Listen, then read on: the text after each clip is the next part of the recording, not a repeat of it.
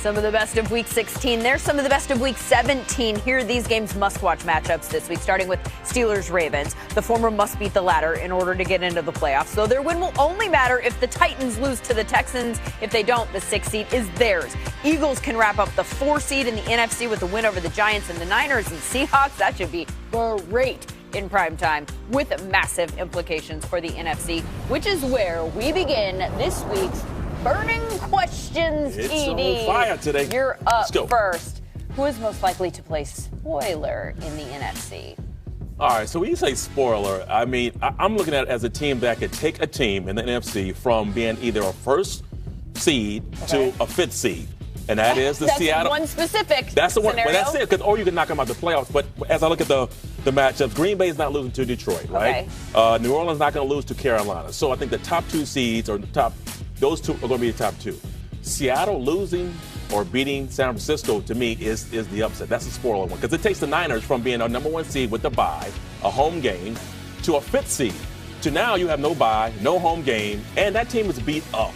Emmanuel Sanders hadn't had a bye all year long, so he has to go through an entire season no bye. So that's why I say that's a significant thing, Seattle beating San Francisco. So, by the way, if the Saints won and the Packers won, then the Packers and the Saints would be the 1 and the 2. 1 and 2. In this scenario that you just said. How about the AFC, Mo? Who's the spoiler on that side of the bracket? Well, to me, it's going to be the Tennessee Titans. Not because if they win, they get in, but then they're going to knock out, obviously, the Pittsburgh Steelers no matter what they do, and then they're going to knock out my Oakland Raiders as well. So not only are they going to spoil it for those, like they're going to spoil it for 2 franchises, and then guess what? When they get in the playoffs, they'll be the 6th seed. They're going to play the Kansas City Chiefs. And the last time they played, they went to Kansas City and they won. The Tennessee Titans are the scariest team right now, I feel like, after the Baltimore Ravens. 1 seed is set in the AFC. 2 teams can it can be the 2 seed. It's either going to be the Patriots or the Chiefs in that order of priority. Who gets it, TD? You said either Patriots or the Chiefs. It's the Patriots. They're playing the Miami Dolphins in their own stadium. Listen, that old Miami Miracle thing that happened in Miami a few years ago, it's not happening. What we saw last week with the Patriots offense, it is back. This team understands what time it is, what time of year it is. They are ascending. You don't want to play them in their home field. They understand how big this game is. They want to capture that number 2 seed. They will beat the Dolphins. A couple of records could fall this weekend. Like Strahan's single-season sack record, Chandler Jones of the Cardinals is in position to potentially take that out. He's 3.5 away from tying. Does he do it? It's going to be tough to do. The last time they played the Rams, he had a half a sack. I called that game, and it kind of got out of hand pretty quickly there for him. I think the Arizona Cardinals are going the right way. I just don't know if he'll be able to get 4 sacks in this game. I think when you talk about the Rams and what they're trying to do, they're trying to win on a winning note. They know running the ball is going to help, and they know he can change the game. But, let me say this, too, because we haven't had a chance to say this. It's crazy that he's not getting the recognition that he deserves. That was quiet. It is unreal to be down in Arizona. He's making plays day in, day out, week in, week out, changing games. Finally, he's getting it, so kudos to him. That's a good point. Somebody who's getting plenty of attention for the things that he's doing, Christian McCaffrey, and he deserves all of the attention. He needs 216 scrimmage yards to set a new single-season scrimmage yards record. Chris Johnson is the current record holder. I remember that year. Is he going to be by the end of the weekend, or is it CMC? That's going to be a hard thing to accomplish here. He's only gone over 216 yards once this whole season, right? And he's playing against the Saints right now, and they're playing for something. They're not going to let him get off. So he'll come close. He'll go 180. But 216, that's a hard thing to get. So no, he won't get it. I mean, they have nothing at stake this weekend except for getting him this record. Just like every single. You've been in that situation before, because I've been in there before. I remember trying to go for the rushing record and having LaShawn McCoy and all these other people going for it, and then also trying to get the franchise rushing record going against the Colts. And I'm warming up and I'm all into it. And I end up pulling my hamstring right before the game. But guess what, TD? It didn't matter. It didn't matter because I needed like 130 yards, and your boy got 169. Okay, I see your record. You feel me? At 169. What else you want? Look, that's what the hamstring pulled. Giving him that word. Since you want to bring back some history, let me show back. I'm sorry. Let me show back. I needed 170 yards to hit 2,000 yards. He didn't get 170. In 1998. Your boy 178 the final game of the season. So I understand needing those yards. And it's one thing that the whole team understands what you need to get. The other team knows that you have to get a certain amount of yards. They was all cheering for you? They was hating. MJD, that was for you, buddy. That's for you. Bring that camera there. Bring that camera there. Yeah, give him his record real quick, because I got to tell y'all this. When that record was broke, I was in the 8th grade. It don't matter. It's for you. Old. That's because you old. I already saw this day coming. Old. That's all.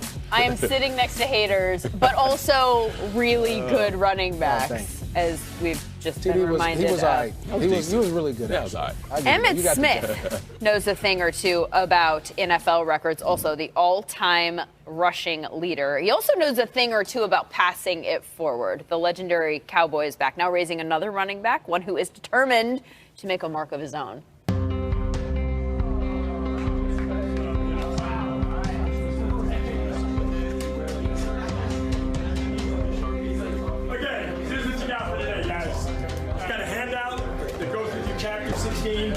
Going to be on train. Game day in Dallas. Jesuit College Preparatory School's star running back mentally prepares for the biggest game of his young career. Longview, Texas, round 2. First time I played them was my sophomore year. The outcome was not what we expected it to be. It was a hard feeling to have to get blown out like that. Emmett James Smith IV, EJ, is the son of NFL legend Emmitt Smith. Emmitt Smith has eclipsed Walter Payton as the NFL's all-time rushing leader. Long live the King! The Super Bowl champion and Hall of Fame running back never expected his son to follow in his footsteps. Golf was my first sport. Then I actually started playing football. Even then, I had to push my dad to actually let me play tackle football. I am completely humbled by the fact that my son has chosen this sport.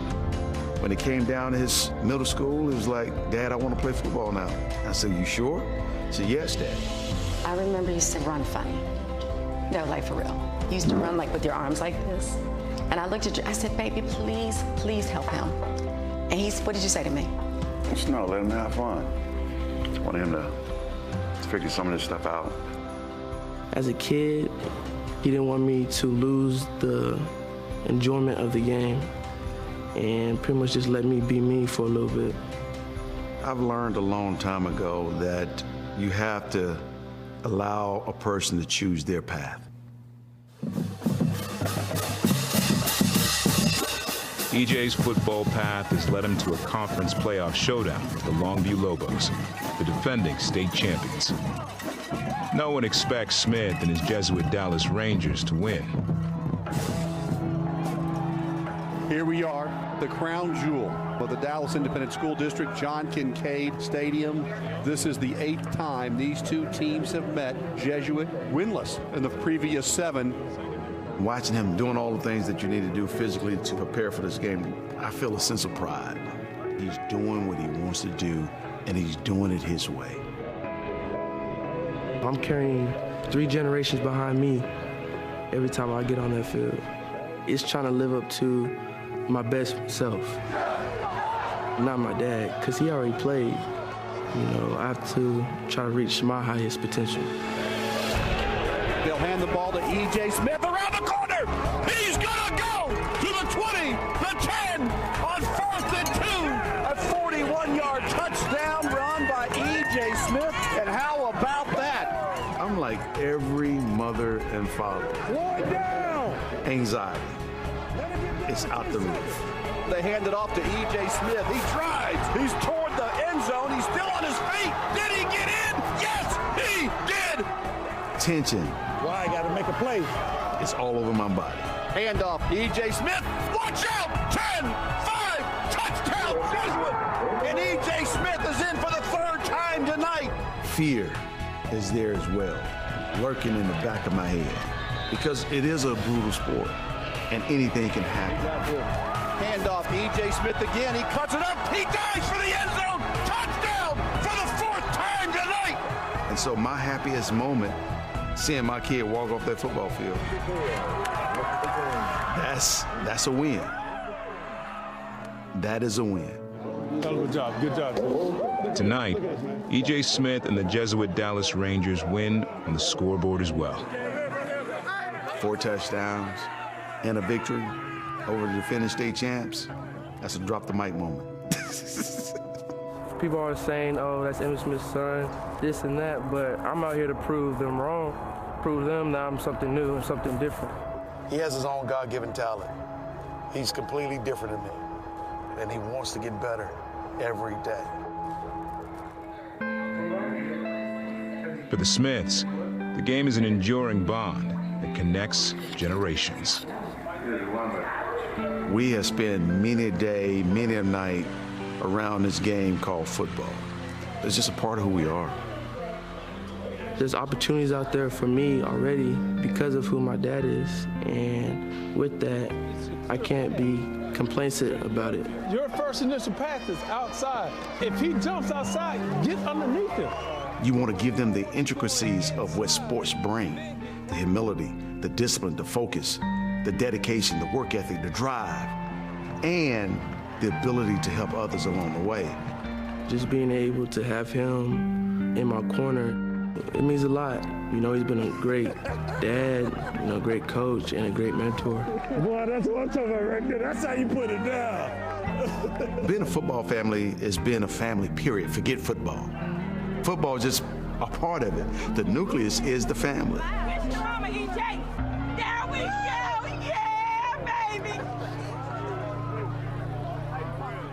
Signing day was last week, and EJ announced with offers from Ohio State and Georgia and his dad's alma mater, Florida, that he would be attending Stanford next year. His dad's response is sitting right next to him. It's his journey, not mine. And we'll have more stories on NFL football families in the coming weeks.